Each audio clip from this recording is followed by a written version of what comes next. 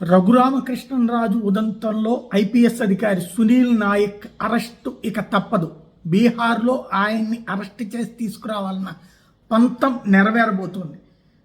శ్రీకాకుళం జిల్లాకి ట్రాన్స్ఫర్ అయ్యి ఇప్పుడు అక్కడ ఛార్జీలో ఉన్నటువంటి ఎస్పీ దామోదర్ స్వయంగా అక్కడికి వెళ్ళినటువంటి సందర్భంలో అరెస్ట్ చేయడానికి ప్రయత్నించినప్పుడు సునీల్ నాయక్ నిరాకరించడం, ఆ చుట్టుపక్కల ఉన్నటువంటి వాళ్ళందరూ అడ్డుకోవడం, ఆ పైన కోర్టులో ట్రాన్సిట్ వారెంట్ వేయడం, ట్రాన్సిట్ వారెంట్ సందర్భంగా కోర్టు ఎఫ్ఐఆర్లో పేరు లేదు అన్నటువంటి పాయింట్, మొదట ఎఫ్ఐఆర్ కట్టినప్పుడు పేరు లేదు కదా అన్నటువంటి పాయింట్ నుంచి విచారణలో అతని పేరు వచ్చింది కాబట్టి తీసుకొస్తున్నామంటే, కేసు డైరీ అవన్నీ సబ్మిట్ చేయలేదు కాబట్టి ఆపడం, ఆయనకి 2 సార్లు మేము నోటీసులు ఇచ్చినా కూడా విచారణకి రాలేదు కాబట్టి అరెస్ట్ చేసి తీసుకెళ్తున్నామంటే ఆ ప్రొసీజర్ని అడ్డుకోవడం జరిగింది.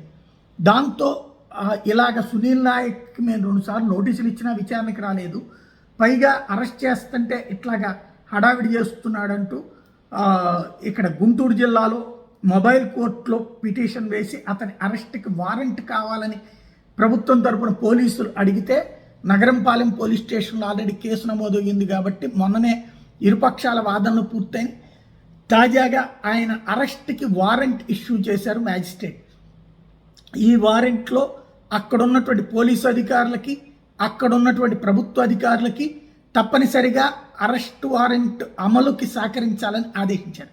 దీంతో ఇప్పుడు ఆ రాష్ట్ర ప్రభుత్వం, ఆ రాష్ట్ర పోలీసులే సునీల్ నాయక్ని అప్పచెప్పాల్సిన అవసరం ఉంటుంది. ఇది కీలకమైన మలుపు.